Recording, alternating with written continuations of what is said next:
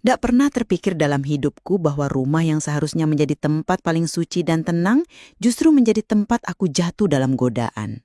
Setiap hari setelah mandi, aku merasa ada mata yang memperhatikan, tatapan yang tak biasa, dan semakin aku mencoba menghindar, semakin dalam aku terjebak. Namanya Tony, menantuku sendiri. Halo sobat semuanya, selamat datang di channel ini. Di sini, kita akan berbagi kisah penuh cinta yang terinspirasi dari kisah nyata. Jangan lewatkan setiap cerita yang akan membuat hati kalian terasa lebih mengguncang. Jangan lupa klik tombol like dan subscribe sekarang juga ya. Mari kita mulai kisahnya. Namaku Anita, usiaku 48 tahun. Aku adalah seorang ibu rumah tangga dari Jakarta yang hidup dalam rutinitas yang terasa sunyi meski penuh tanggung jawab. Suamiku, Pak Ridwan, adalah sopir truk lintas provinsi. Ia lebih sering menghabiskan waktunya di jalan daripada di rumah. Dulu, aku terbiasa dengan kesepian itu. Tapi sejak anak perempuanku, Indah, menikah dan membawa suaminya tinggal di rumah ini, aku pikir sepi itu akan berganti hangat. Nyatanya, kehadiran Tony, menantuku, justru membuat rumah ini terasa makin penuh, tapi bukan oleh kebahagiaan, melainkan ketegangan yang tak bisa kujelaskan dengan kata-kata. Hari-hariku berubah pelan-pelan sejak Tony tinggal bersama kami. Awalnya ia sangat sopan, sering membantuku di dapur, sesekali menjemput Indah dari kantor, bahkan tak segan membantu membersihkan halaman rumah. Tapi entah sejak kapan, aku mulai merasakan sesuatu yang ganjil. Tatapannya padaku tak seperti menantu pada mertua. Tatapan itu lebih lama, lebih dalam, dan membuatku merasa aneh. Yang paling membuatku tak nyaman adalah ketika aku selesai mandi. Aku kerap merasa seperti sedang diperhatikan, seperti ada sepasang mata yang memperhatikanku diam-diam saat aku melewati ruang tengah menuju kamar. Dan entah mengapa, perasaan itu semakin kuat dari hari ke hari. Pada mulanya, aku menganggap itu hanya ilusi. Mungkin karena aku terlalu sensitif, terlalu lama hidup dalam rumah yang tenang. Tapi, naluri seorang perempuan tidak pernah salah. Setiap kali aku melangkah, dengan rambut masih basah dan tubuh yang hanya tertutup daster tipis, aku bisa merasakan aura asing yang menggantung di udara. Tony sering duduk di sofa, seolah santai, bermain ponsel, tapi dari ujung mataku aku tahu ia memperhatikanku. Dan lebih dari sekali, aku menangkap senyum samar di wajahnya, senyum yang membuat tengkuku meremang, senyum yang seharusnya tidak pernah muncul dari seorang menantu kepada ibu mertuanya. Aku mulai merasa tidak nyaman, tapi anehnya aku tidak langsung memarahi atau menegur. Mungkin karena Tony tak pernah benar-benar berbuat kasar. Ia hanya memandang, dan aku diam. Bahkan, kadang diamku itu seakan menyetujui. Ini yang membuatku mulai membenci diriku sendiri. Kenapa aku tidak bisa tegas? Kenapa aku justru merasa ada getar? Getar kecil yang muncul ketika diperhatikan oleh pria muda sepertinya. Apa karena suamiku terlalu sering meninggalkanku? Apa karena sudah lama aku tak merasakan gairah, perhatian? Tiap malam aku tidur dengan perasaan kacau.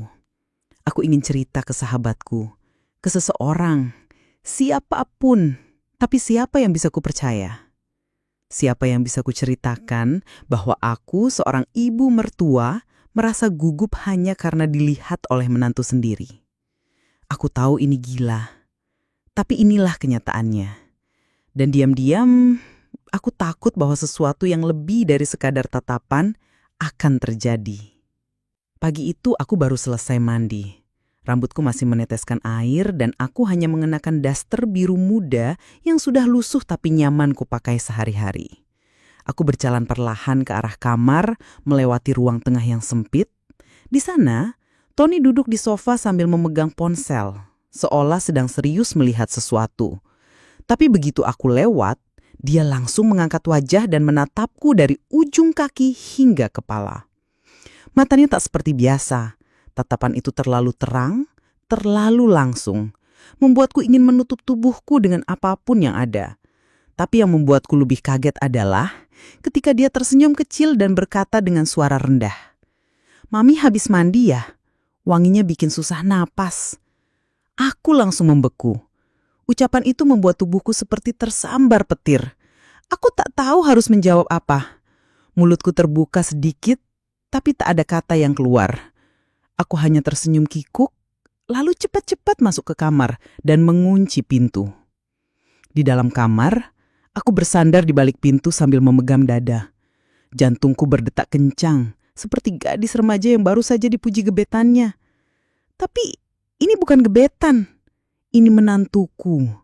Dan aku bukan gadis remaja, aku seorang ibu berusia hampir setengah abad. Tapi mengapa aku justru merasakan debar seperti itu? Sejak hari itu, Tony jadi sering muncul setiap kali aku keluar dari kamar mandi. Kadang dia pura-pura mau ambil minum, kadang pura-pura lewat menuju halaman. Tapi yang kulihat tujuannya cuma satu, ingin melihatku. Kadang aku mencoba menghindar, tapi rumah kami terlalu sempit. Tak ada banyak tempat untuk lari. Bahkan untuk pergi dari kamar mandi ke kamar saja harus melewati ruang tengah yang jadi tempat favorit Tony duduk. Sebenarnya aku ingin menegur, tapi aku takut Indah tahu.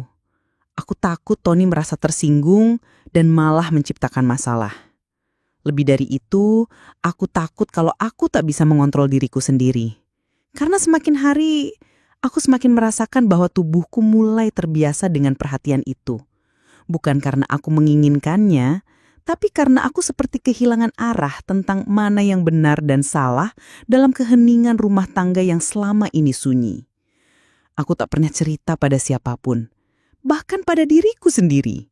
Aku pura-pura menutup mata, tapi kenyataannya, hari-hari berikutnya aku mulai menghitung waktu mandi dengan hati-hati, mulai memilih daster yang lebih longgar.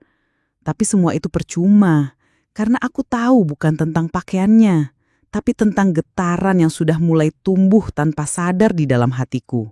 Hari itu hujan rintik-rintik. Aku baru selesai mandi sore, dan seperti biasa, mengenakan daster katun lembut yang nyaman untuk duduk santai di rumah. Ketika keluar dari kamar mandi, aku melihat Tony sedang berdiri di depan dapur, seolah hendak mengambil air. Tapi aku tahu dia tak benar-benar haus, karena setiap kali aku selesai mandi, Tony selalu muncul entah dari mana, seolah hujan tak bisa menghalangi keinginannya untuk hadir di hadapanku. Aku gak pernah lihat perempuan seusia Mami secantik ini. Ujarnya suatu kali saat aku lewat dengan rambut masih basah dan aroma sabun mandi masih segar tercium. Kata-katanya terucap begitu saja, seperti angin, tapi menusuk dalam. Aku tak menjawab. Aku hanya melewatinya dengan langkah cepat. Tapi diam-diam aku merasa dipuji. Dan pujian itu seperti tetesan air di tanah kering, membuatku hidup kembali sekaligus merasa bersalah. Tony makin sering mencari alasan untuk bicara padaku. Kadang soal sabun mandi yang katanya wanginya menenangkan. Kadang soal resep masakan. Tapi selalu ada satu momen ketika matanya menatapku tak seperti biasa. Seolah dia bukan menantuku. Seolah dia lelaki yang sedang jatuh cinta. Aku mulai mengunci pintu kamar lebih cepat. Mandi lebih pagi atau lebih malam agar tak berpapasan dengannya. Tapi Tony selalu tahu celah. Bahkan saat aku sedang mengeringkan rambut di ruang tamu, dia datang mendekat dan berkata, "Kalau aku belum nikah sama Indah, mungkin aku udah ngelamar Mami." Kalimat itu terlalu jauh, tapi anehnya aku tidak langsung marah. Aku hanya diam, dan diamku itu seperti sebuah pengakuan. Sejak itu aku mulai ketakutan, bukan pada Tony, tapi pada diriku sendiri, pada detak jantungku yang semakin cepat saat dia datang, pada pikiran-pikiran yang tak seharusnya ada, dan pada rasa hangat di dada yang muncul saat Tony berada dekat. Sesuatu yang tak pernah kuperoleh lagi dari suamiku selama bertahun-tahun. Aku sadar semuanya sudah melewati batas saat Tony berdiri di ambang pintu kamar mandi saat aku baru keluar. Ia tak mengatakan apa-apa, hanya menatapku dengan mata yang penuh keinginan. Aku memeluk handukku lebih erat, berusaha menutupi bagian tubuh yang belum sempat kuganti. "Kamu ngapain, Tony?" Tanyaku pelan, bergetar. Tapi dia tak menjawab. Ia hanya menatap. Lalu senyum itu muncul lagi. Senyum yang membuatku ingin kabur, tapi juga membuatku ingin diam di tempat.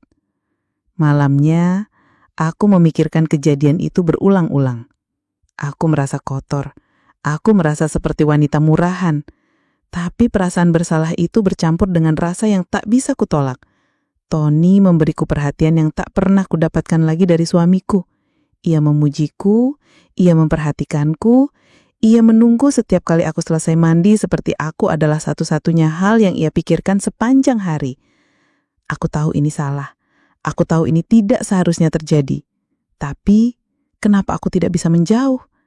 Kenapa aku tidak bisa menolak saat Tony mulai menyentuh ujung jemariku saat mengambil cangkir? Kenapa aku membiarkannya berdiri terlalu dekat di dapur? Dan kenapa aku merindukan kehadirannya setiap kali aku selesai mandi? Aku mulai membenci kamar mandi. Karena setiap kali aku keluar dari sana, aku menjadi wanita yang berbeda.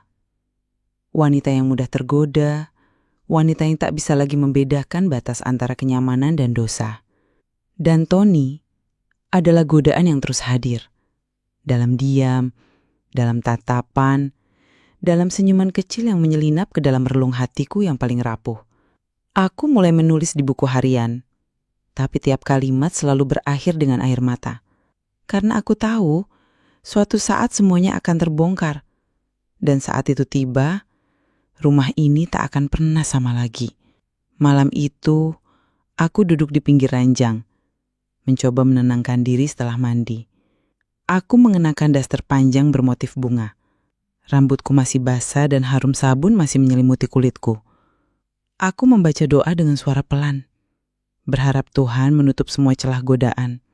Tapi suara langkah kaki Tony terdengar di lorong. Aku langsung tegang ketika ia mengetuk pintu kamar dengan lembut. Jantungku seperti ingin meloncat keluar. Aku diam, tapi ia bicara dari luar. Aku tahu ini salah. Tapi perasaan ini susah ku hapus, Mami. Aku lihat Mami bukan sebagai mertua, tapi sebagai wanita. Aku terdiam. Tak bisa bicara. Tidak bisa menolak. Tidak bisa memarahi. Kata-kata itu membuatku lumpuh. Aku tahu Tony mencintaiku. Atau paling tidak menginginkanku. Dan aku tak bisa menyangkal bahwa aku mulai merasa hal yang sama. Rasa itu bukan cinta, tapi lebih dari sekedar ketertarikan. Itu adalah kesepian yang dibungkus dalam perhatian. Dan malam itu, untuk pertama kalinya, aku tidak marah. Aku hanya diam. Dan dalam diam itu, aku tahu aku telah tergoda. Pagi hari setelah malam yang penuh kegelisahan itu, aku bangun lebih awal dari biasanya. Matahari belum sepenuhnya naik, tapi mataku sudah tidak bisa diajak kompromi untuk tidur kembali. Di luar embun masih menempel di dedaunan. Sementara dalam dadaku, ada beban yang tak tahu bagaimana harus diletakkan. Aku memutuskan untuk segera ke dapur, menyalakan kompor, dan mulai memasak air untuk teh. Tangan ini sibuk, tapi pikiranku tidak. Ia terus memutar ulang suara Tony semalam. Kalimat yang ia ucapkan dari balik pintu, pelan tapi menghantam jantungku seperti palu. Aku lihat Mami bukan sebagai mertua, tapi sebagai wanita. Suara itu seperti mantra yang terus hidup di kepalaku. Dan pagi ini, aku tak tahu bagaimana harus melanjutkan hidup seolah semuanya biasa saja. Aku mencoba bersikap seperti biasa, memasak sarapan, mencuci beras, menyapu lantai. Tapi baru setengah jam, Tony muncul di dapur, mengenakan kaos putih tipis dan celana pendek. Aku hanya menunduk, berharap dia tak bicara. Tapi harapan itu langsung pupus. Mami tidur nyenyak? Tanyanya sambil membuka kulkas. Sungguh pertanyaan biasa, tapi dengan tatapan dan intonasinya, kata-kata itu jadi mengandung sesuatu yang sulit dijelaskan. Aku hanya menjawab singkat. Lumayan. Lalu pura-pura sibuk memotong sayur. Tapi Tony tak pergi. Ia justru mendekat dan berkata pelan di samping telingaku. Aku mimpin Mami semalam. Seketika tangan yang memegang pisau bergetar. Hampir saja sayur itu tak berujung. Aku tidak menjawab. Aku hanya diam. Tapi diamku kali ini bukan penolakan. Diamku adalah pengakuan yang tak bersuara. Sisa pagi itu berjalan sangat lambat. Aku merasa berdosa, tapi juga merasa dihargai. Aku tahu ini salah, tapi perasaan dihormati, diperhatikan, bahkan diinginkan oleh seorang lelaki, meski itu menantuku, adalah sesuatu yang tak lagi kudapatkan dari suamiku. Pak Ridwan mungkin suamiku secara sah, tapi secara emosional, kami sudah lama berjarak. Ia hanya pulang untuk tidur, tak lagi memujiku, tak lagi menggenggam tanganku, tak lagi menatapku. Dan kini Tony hadir seperti air di padang pasir. Membuatku bingung, takut, sekaligus merindukannya. Siang hari, aku duduk di ruang tamu sambil melipat pakaian. Tony kembali mendekat, pura-pura ikut membantuku. Tiba-tiba ia berkata, "Mami tahu nggak, senyum Mami itu bikin aku lupa kalau aku udah nikah." Aku mematung, pakaian yang hendak dilipat tetap di tangan. Aku ingin mengatakan sesuatu, tapi tenggorokanku kering. Satu-satunya hal yang bisa kulakukan adalah berdiri, membawa tumpukan pakaian dan masuk ke kamar. Tapi saat aku menutup pintu, aku sadar aku tidak menolak kata-katanya. Aku hanya pergi. Dan itu bukan sebuah penolakan yang tegas. Hari-hari berikutnya, Tony mulai lebih sering membantuku di halaman belakang. Ia seperti tahu jadwal mandiku, tahu kapan aku akan keluar rumah, dan tahu kapan harus pura-pura lewat. Suatu siang, aku sedang mencuci baju di belakang rumah. Hujan semalam membuat suasana agak lembab dan dingin. Aku memakai daster tipis yang sudah basah sebagian karena cipratan air cucian. Saat aku mengangkat ember besar ke tempat jemur, tiba-tiba Tony muncul dari balik pintu belakang. "Mami, biar aku aja yang angkat embernya. Berat loh," katanya sambil langsung mendekat. Aku mencoba menolak dengan halus. "Gak usah Tony, Mami bisa sendiri." Tapi dia tetap mengambil alih. Tangannya menyentuh pergelangan tanganku saat merebut ember. Sentuhan itu sekilas, tapi cukup untuk membuat tubuhku gemetar. Saat kami berjalan beriringan menuju jemuran, Tony berkata lirih, "Kadang aku mikir, kenapa harus Mami yang jadi ibu mertuaku, bukan yang lain?" Aku tahu maksudnya. Dan aku juga tahu hatiku mulai kehilangan kendali. Setelah mencuci, aku langsung masuk kamar dan mengunci pintu. Aku menatap bayanganku di cermin. Perempuan 48 tahun dengan rambut ikal separuh beruban, garis halus di sekitar mata, dan kulit yang tak lagi sehalus dulu. Tapi kenapa Tony terus melihatku, seperti aku wanita paling menarik di dunia? Aku terdiam lama. Dalam hati kecilku, aku tahu ada bagian dari diriku yang menikmati ini. Bukan godaannya, tapi eksistensi yang dia berikan. Rasa bahwa aku masih hidup, masih bisa dikagumi, masih bisa menggugah hati seorang pria. Bahkan jika itu pria yang seharusnya tak boleh terpesona padaku. Malam itu aku tak bisa tidur. Aku menatap langit-langit kamar dan berpikir, "Tuhan, apa yang sedang kau coba ajarkan padaku?" Aku mencoba menahan diri, tapi setiap kalimat Tony teringang, setiap tatapannya, seperti jejak luka di dada yang tak sembuh. Aku tahu aku butuh menolak, butuh menjauh, tapi bagaimana menjauh dari seseorang yang tinggal di bawah atap yang sama? Akhirnya, aku memberanikan diri bicara di dapur pagi itu, saat Indah belum bangun. Aku menatap Tony dan berkata, "Tony, jangan seperti ini. Kamu suami dari anakku." Ucapanku terdengar lirih, tapi cukup tegas. Tony menunduk sejenak, lalu berkata, "Aku tahu, Mami, tapi aku bukan robot. Aku gak bisa atur perasaanku semauku. Aku gak sengaja suka sama Mami. Aku cuma jatuh begitu saja." Kalimatnya membuatku hampir menangis. Tapi aku bertahan. Aku tak boleh lemah. Aku harus tegas walau hati ini sendiri sudah bergetar sejak tadi. Ia melangkah mendekat, lalu berhenti tepat di depanku. "Mami tahu kan, setiap kali Mami lewat habis mandi, aku seperti orang yang kehilangan kendali. Aku tahan, Mami. Aku tahan banget. Tapi makin ditahan, makin jadi." Aku melangkah mundur, menunduk. "Tolong jangan ngomong lagi, Tony.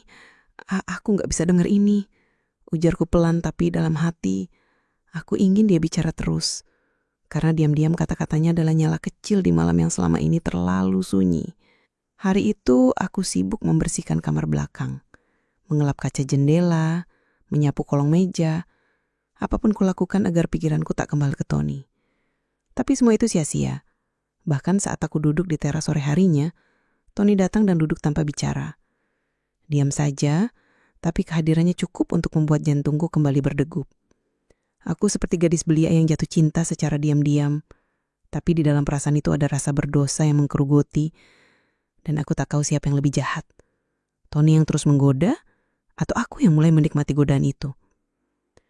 Malam demi malam berlalu, tapi luka dalam batin ini tidak juga sembuh. Aku tidur dalam peluk kesepian. Sementara suamiku, saat sedang pulang pun, lebih memilih tidur cepat atau main ponsel sampai pagi. Tak ada pelukan, tak ada tanya kabar, tak ada pandangan yang membuatku merasa sebagai wanita. Tapi Tony selalu memperhatikan. Bahkan saat aku sekedar mengikat rambut, ia bisa berkata, "Kalau mami jadi artis, pasti banyak yang naksir." Kalimat itu gila, tapi membuatku hidup kembali. Aku mulai takut. Bukan takut pada Tony, tapi pada diriku sendiri. Aku tahu jika ini berlanjut, batas itu akan pecah, dan Roma ini tak akan pernah sama.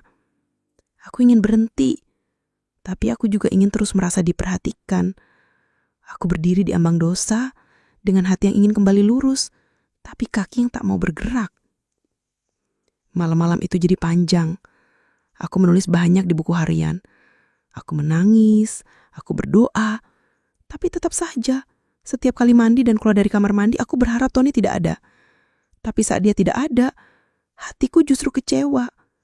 Inilah yang paling menakutkan, ketika dosa menjadi candu. Lalu datanglah hari itu. Indah bilang harus ikut pelatihan kerja selama 3 hari keluar kota. Aku menyembunyikan keterkejutanku. 3 hari berdua saja di rumah dengan Tony. Aku ingin bilang tidak boleh, tapi lidahku keluh. Aku mengangguk dan mengantar Indah ke depan pagar. Lalu malamnya, semuanya terasa sunyi. Terlalu sunyi. Dan itulah awal dari malam-malam yang akan merubah semuanya. Malam pertama, aku mandi lebih awal. Aku berusaha menghindari Tony, tapi saat keluar dari kamar mandi, Tony sudah berdiri di depan pintu kamar.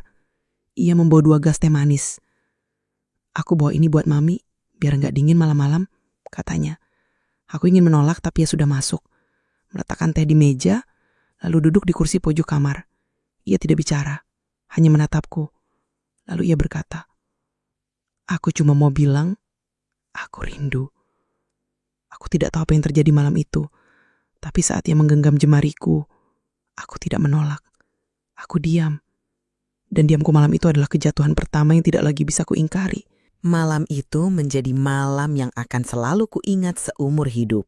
Di dalam kamar yang hangat, namun terasa sempit oleh kehadiran Tony, aku duduk di ujung ranjang, mengenakan daster panjang bermotif bunga tua. Rambutku masih sedikit basah setelah mandi.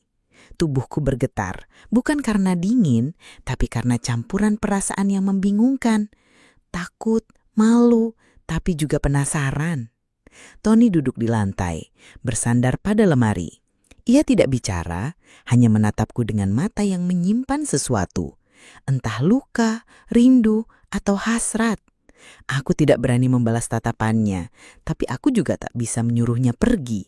Diam di antara kami lebih nyaring dari apapun malam itu. "Maaf, aku ganggu malam-malam gini," ucapnya perlahan, seperti takut merusak sunyi. Aku tidak menjawab. Ia lanjut, "Aku tahu aku salah, tapi aku nggak bisa lagi pura-pura. Aku nggak bisa terus diem kayak orang normal, karena yang kurasa sama mami bukan hal yang bisa kututupin terus." Nadanya seperti anak kecil yang sedang curhat, tapi matanya seperti pria dewasa yang kehilangan arah. Aku memejamkan mata, berharap semuanya hanya mimpi. Tapi saat ku tarik nafas dalam, aroma teh manis dan wangi tubuh Tony menyatu dalam udara. Realita ini terlalu dekat. "Mami," ucapnya lagi, kali ini dengan suara lebih dalam. Aku tahu aku mungkin egois, tapi selama tinggal di rumah ini, satu-satunya hal yang bikin aku betah cuma satu. Mami. Ucapannya membuat dadaku seperti diremas. Aku merasa bersalah, Tapi bersamaan dengan itu, aku merasa dihargai, diperhatikan, disayangi. Perasaan yang sudah lama hilang dalam pernikahanku bersama Rituan. Tony membuatku merasa mudah kembali, diinginkan, bahkan diidolakan. Itu membuatku bingung, haruskah aku menolaknya atau membiarkan semuanya berjalan tanpa arah? Tangannya meraih jemariku. Aku tidak menariknya. Kulihat wajah Tony dari dekat. Mata tajam tapi teduh. Nafasnya sedikit berat, bibirnya sedikit gemetar. Aku nggak minta apa-apa, Mami. Cuma jangan jauhin aku, bisiknya. Dan malam itu, aku tidak tahu siapa yang lebih salah. Dia yang menggoda atau aku yang akhirnya menggenggam tangannya kembali. Setelah malam itu aku tak pernah lagi sama. Pagi harinya, aku memasak seperti biasa, tapi hatiku tidak tenang. Sendok sayurku genggam terlalu lama, nasi hampir lupa ku tanak. Di luar burung-burung berkicau, anak-anak kecil tertawa dari halaman sebelah. Tapi dalam kepalaku, suara Tony terus bergema. Setiap ucapannya semalam, setiap tatapan dan sentuhannya terulang seperti kaset rusak yang tak mau berhenti. Tony tak banyak bicara. Pagi itu ia hanya membantu menyusun piring di rak dan sesekali mencuri pandang. Tapi yang berbeda adalah tatapannya. Kini ada ketenangan, seolah ia tahu bahwa dinding pertahananku sudah retak. Aku tidak menegurnya, tak menghindar, bahkan tak bisa menatap matanya. Tapi aku tahu ia sudah menang. Aku bukan lagi ibu mertuanya yang galak dan menjaga jarak. Aku kini hanyalah wanita yang sendirian dan perlahan goyah. Siangnya, aku sengaja berkegiatan di kamar. Aku takut bertemu Tony, tapi ia tetap muncul, mengetuk pintu, menawarkan teh. Aku menolak, tapi kemudian ku dengar suara gelas diletakkan di depan pintu. Aku titip teh, Mami jaga kesehatan ya, katanya. Aku hanya menatap pintu, rasanya ingin membukanya. Tapi aku tahu, di balik pintu itu bukan hanya teh yang akan masuk, tapi juga godaan, ketertarikan, dan mungkin penyesalan yang lebih besar. Malam harinya, saat sedang menyisir rambut, aku berdiri di depan cermin dan menatap bayanganku sendiri. Aku bukan lagi perempuan yang dulu.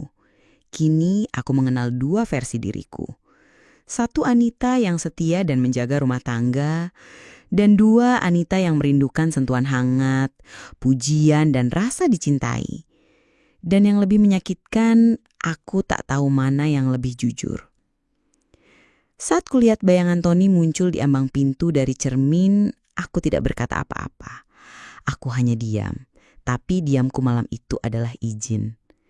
Hari kedua tanpa indah dan suasana rumah seperti ditelan kabut. Tak ada suara TV, tak ada suara obrolan santai, hanya suara kipas angin dan detak jam dinding.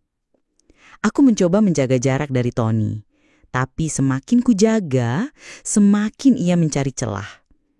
Pagi itu aku mandi lebih awal, berharap bisa menghindar. Tapi saat keluar dari kamar mandi, Tony sudah berdiri di ujung lorong.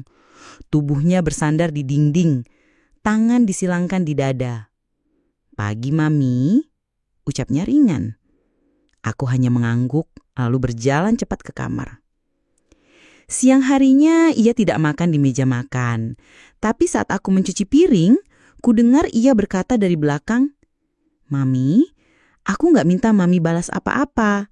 Tapi aku cuma pengen jujur. Aku sayang sama Mami." Aku berhenti menggosok piring. Tanganku gemetar. Suara air keran tetap mengalir. Tapi dunia seolah berhenti.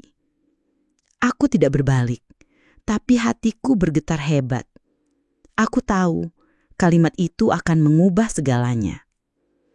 Aku masuk kamar, mengunci diri dan menangis. Tangis yang tak bersuara, tangis yang penuh dengan dilema dan rasa bersalah. Tapi di balik semua itu, ada getaran halus dalam hati yang tidak bisa kudustakan. Rasa bahwa aku pun mulai menyayangi Tony bukan karena fisik, bukan karena dia suami anakku, tapi karena Tony menyentuh bagian diriku yang selama ini terabaikan. Harga diri dan kebutuhan untuk disayangi. Malam itu Tony tak datang ke kamarku, tapi aku justru merasa kehilangan. Aku duduk di tepi ranjang, memeluk lutut dan bertanya dalam hati. Jika ini salah, kenapa rasanya begitu hangat? Jika ini dosa, kenapa diam-diam aku merindukannya? Hari ketiga Indah pulang. Ia datang membawa cerita dari luar kota, tertawa bercerita soal pelatihan, membagikan oleh-oleh. Aku hanya tersenyum dan mengangguk, mencoba menjadi ibu yang ceria. Tapi jiwaku tak sepenuhnya di sana. Mataku memperhatikan Tony yang kini kembali bersikap biasa. Ia menyambut Indah, mencium tangannya, berbicara seperti suami yang baik. Tapi aku tahu, di balik semua itu, ada perasaan yang telah tercipta. Perasaan yang hanya kami berdua yang tahu. Malam hari, aku duduk tepat di seberang Tony. Ia tak banyak bicara, tapi ada tatapan singkat yang ia lemparkan padaku. Tatapan yang membuatku lemas. Tatapan yang berkata, kita sudah melewati batas. Indah tidak tahu apa-apa. Ia hanya tertawa, menggoda Tony agar makan lebih banyak. Aku hanya menunduk. Hatiku sakit. Tapi bukan karena cemburu, melainkan karena aku tahu rasa ini harus mati sebelum semuanya terbakar. Malamnya aku menunggu di dalam kamar, tapi Tony tidak datang. Tak ada ketukan di pintu, tak ada teh manis, hanya sunyi. Sunyi yang kini terasa menyesakan. Dan untuk pertama kalinya, sejak suamiku lama pergi, aku menangis karena pria lain. Pria yang bahkan seharusnya tak pernah boleh kusayangi. Tapi perasaan tidak bisa disangkal, bahkan oleh akal sehat sekalipun. Hari-hari kembali seperti semula, tapi bagiku dunia sudah berubah. Rumah ini, ruang tamu ini, dapur ini, semuanya kini menyimpan kenangan yang tidak bisa kuhapus. Tony bersikap seperti biasa, tapi ia lebih menjaga jarak. Aku tahu ia mencoba melindungi Indah, tapi aku juga tahu perasaan itu masih ada, masih tinggal, masih menggantung di udara. Setiap kali kami tak sengaja bersentuhan di dapur atau bertemu tatap di pagi hari, yang paling menyiksa adalah berpura-pura di depan Indah. Aku tertawa, tapi di dalam hati, aku menyimpan luka-luka karena merasa menjadi perempuan yang gagal. Gagal menjaga rumah tangga, gagal menjaga batas, gagal menjaga diri. Tapi juga luka karena kehilangan sesuatu yang membuatku merasa hidup kembali. Tony datang dalam hidupku seperti badai, mengguncang segalanya, dan pergi meninggalkan reruntuhan emosi. Suatu malam, aku duduk sendiri di kamar, memandang bingkai foto keluarga di atas meja. Foto pernikahan Indah dan Tony. Di sana, aku tersenyum bahagia. Tapi kini, setiap kali melihat gambar itu, aku merasa seperti berkhianat pada putriku sendiri. Air mata jatuh. Aku tidak tahu, apakah ini akhir dari semua kekacauan atau baru permulaan. Aku tahu aku harus membuat keputusan. Apakah membiarkan semuanya hilang begitu saja, atau berani menghadapinya dengan segala risiko. Tapi satu hal yang pasti, aku tak akan pernah bisa kembali menjadi Anita yang dulu. Karena sekali hati terluka dan tergoda, jejaknya akan tinggal selamanya. Malam itu hujan turun pelan. Langit seperti ikut menangis, menyamarkan suara-suara hati yang mulai retak. Aku duduk di teras, mengenakan jaket tipis, menatap kosong ke arah taman kecil di depan rumah. Angin membawa aroma tanah basah dan kenangan yang tak pernah betul-betul mati. Tony keluar pelan-pelan, tanpa suara. Ia duduk di anak tangga teras. Tidak jauh dariku tapi cukup memberi ruang agar kami tak saling bersentuhan. Kami terdiam lama, hanya ditemani suara rintik hujan dan detak jantungku yang mulai tak beraturan. "Mami," ujarnya akhirnya. Pelan sekali. Aku tidak menoleh, hanya tetap menatap taman yang gelap. Aku mau keluar dari rumah ini.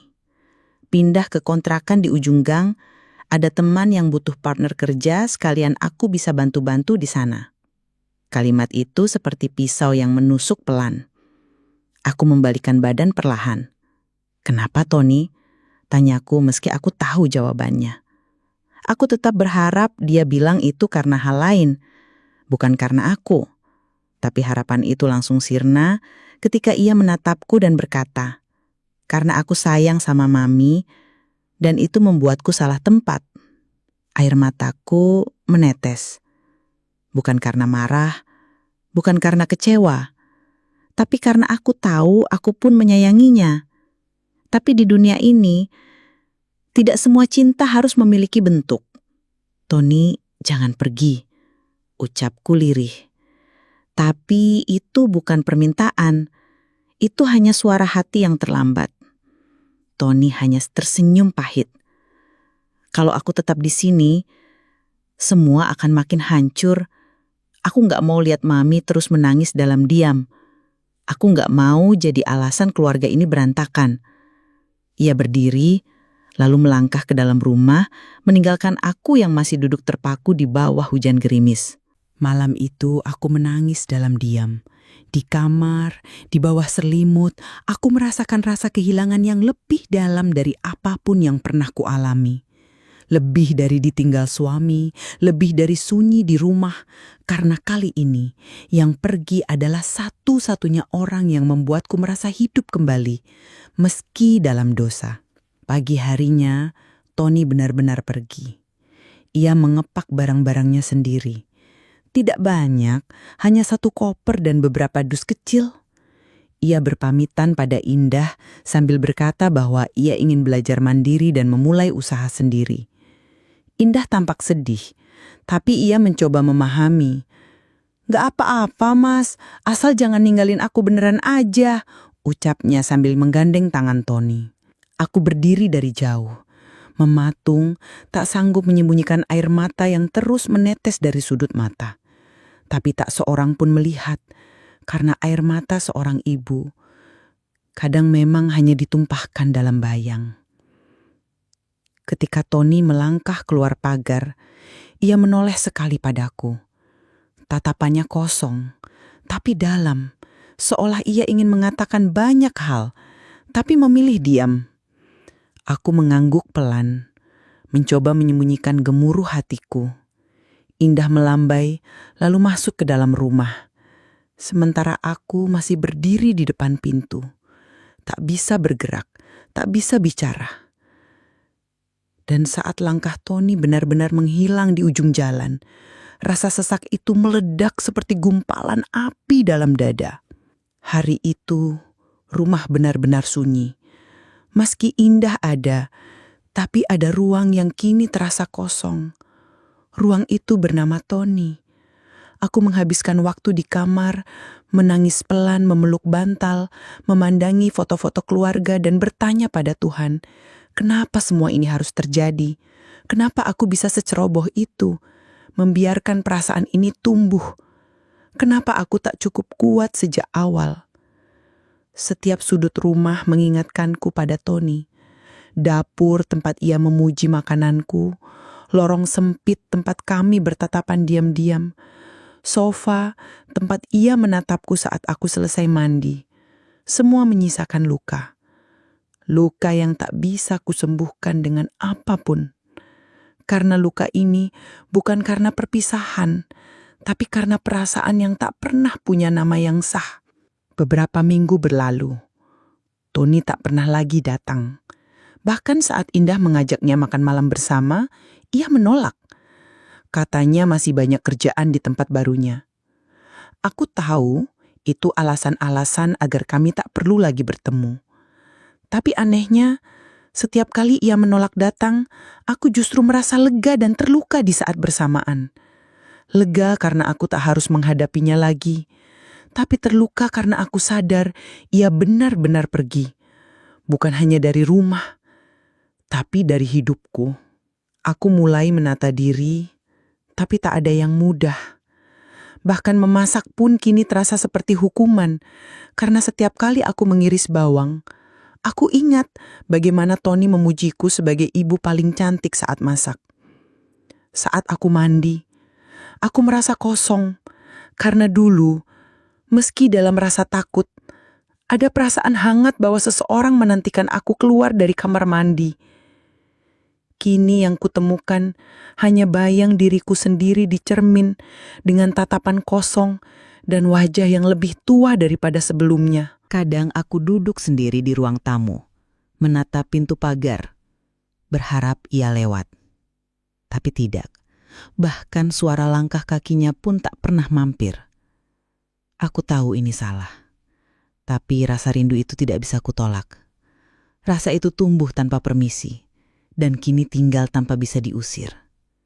Ia hidup dalam detak jantungku, dalam ingatanku, dalam mimpi-mimpi malam yang penuh bayang kabur. Aku ingin bercerita, tapi kepada siapa? Pada Indah? Mustahil. Pada Ridwan? Dia bahkan tak pernah sadar ada api yang membakar istrinya pelan-pelan. Aku hanya bisa menulis dan menangis. Dan di setiap lembar buku harian, aku akhiri dengan kalimat yang sama. Tuhan, ampuni aku. Aku hanya ingin dicintai. Beberapa bulan kemudian, aku memutuskan pergi ke rumah kakakku di Bogor. Aku butuh waktu, butuh ruang, butuh udara baru. Kakakku menyambut dengan hangat, tak banyak bertanya. Di rumahnya, aku bisa tidur lebih tenang, bisa berjalan di kebun kecil di belakang rumah tanpa harus merasa bersalah. Tapi rasa sepi tetap mengejar. Karena yang kucari bukan tempat, tapi ketenangan yang tak pernah datang sejak Tony pergi. Di sana, aku mulai menata hati, menulis lebih banyak, merenung lebih sering. Aku belajar menerima bahwa dalam hidup ini ada cinta yang tidak boleh diperjuangkan. Ada rasa yang harus dibiarkan mati perlahan, dan ada luka yang tidak akan pernah sembuh, hanya bisa diajak berdamai. Aku memohon ampun setiap malam, bukan karena aku berbuat zina, tapi karena aku membiarkan hatiku mencintai pria yang tak semestinya. Kakakku sesekali bertanya, "Kenapa kamu jadi pendiam, Anita?" Aku hanya tersenyum. "Capek aja, Teh," jawabku. Padahal yang lelah bukan tubuhku, tapi jiwaku. Aku lelah menahan perasaan, berpura-pura bahagia, menjadi istri yang setia di hadapan suami yang bahkan tak melihat mataku saat bicara. Dan yang lebih menyakitkan, aku lelah mencintai dalam diam. Akhirnya aku pulang. Rumah tak banyak berubah, tapi aku tahu diriku sudah berubah sepenuhnya. Aku bukan lagi Anita yang dulu. Aku kini lebih diam, lebih tenang, tapi juga lebih rapuh. Di kamar, aku membakar beberapa surat yang kutulis untuk Tony. Surat-surat yang tak pernah kukirimkan. Di dalamnya ada kata-kata yang tak bisa kusebut di dunia nyata. Kata rindu, kata ingin, kata sayang. Semuanya berubah jadi abu, tapi abunya tetap tertinggal dalam dada. Aku kembali menjalani hidup seperti biasa, menyiapkan sarapan, membersihkan rumah, menunggu suami yang pulang hanya untuk tidur. Dan dalam setiap detik sepi itu, aku belajar satu hal, bahwa cinta yang datang dari godaan hanya akan meninggalkan luka. Tapi luka itu juga yang membuatku merasa hidup. Karena dari luka itu, aku belajar bahwa menjadi manusia berarti bisa jatuh. Tapi yang lebih penting adalah bangkit. Kini, setiap kali aku keluar dari kamar mandi, tak ada lagi Tony. Tak ada lagi tatapan itu. Hanya ada bayanganku sendiri di cermin. Tapi, aku tak lagi takut. Aku menatap diriku sendiri dan berkata, "Maafkan aku, Anita. Kamu hanya ingin dicintai, tapi cinta itu tidak selalu harus dibalas."